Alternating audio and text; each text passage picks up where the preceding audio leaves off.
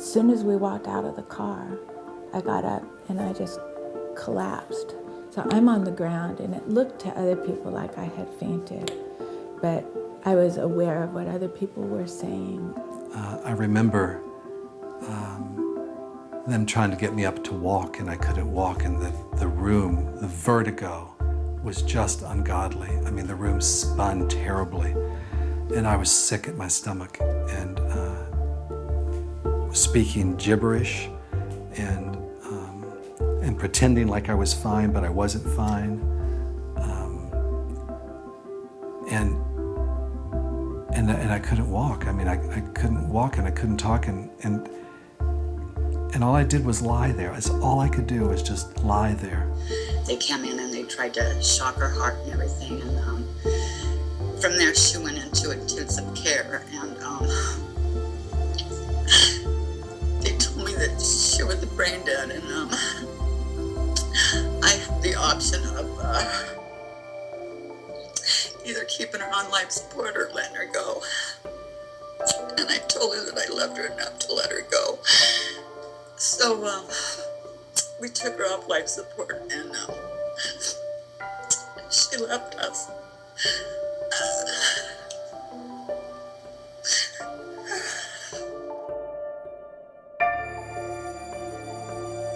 And people, I think, don't think of it as often as they perhaps should, because it's an uncommon condition.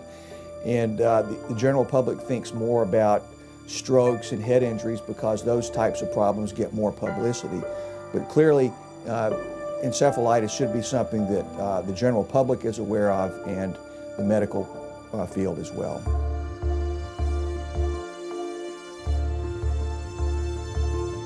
Yes, I'm a master's level psychologist. I worked at a psychiatric hospital.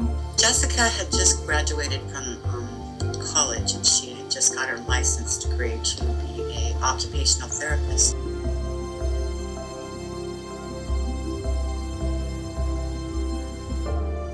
I was so nauseated and so dizzy.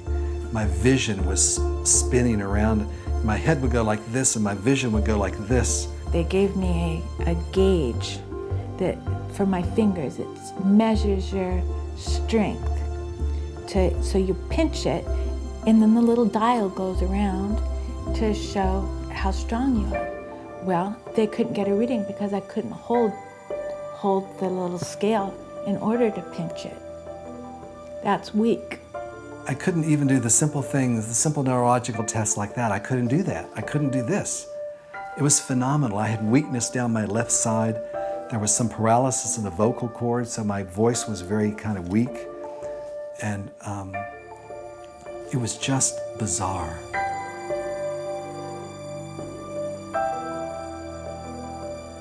I can't read the menu. I can't read anything on it. I can't decide what I want to eat. I can't preach extemporaneously anymore. I have to read a written manuscript. I'm like, I'll have whatever that person's having. I have short-term memory issues. I sometimes can't remember. There's a lot less stress in my life because I can't remember all the stuff I have to do. That's the honest truth. Well, there's a sadness when you're not mothering your children, and when they're taking care of you instead of you taking care of them. My children are going to grow up and get married and have grandchildren. I can't even hold a baby. So what do we do when we are left, we take our loved ones to a hospital thinking that they have the knowledge. It's us that are left with their devastation. I said, you all seem to have one treatment for encephalitis. It's called a funeral, and I'm not having one. We need to come up with something else. I ditched my wheelchair. I haven't been in it for 2 months. I want to make sense out of what's happened to me.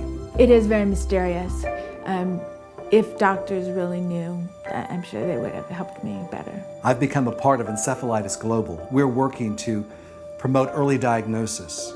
We're working to alleviate unnecessary suffering and to prevent untimely death.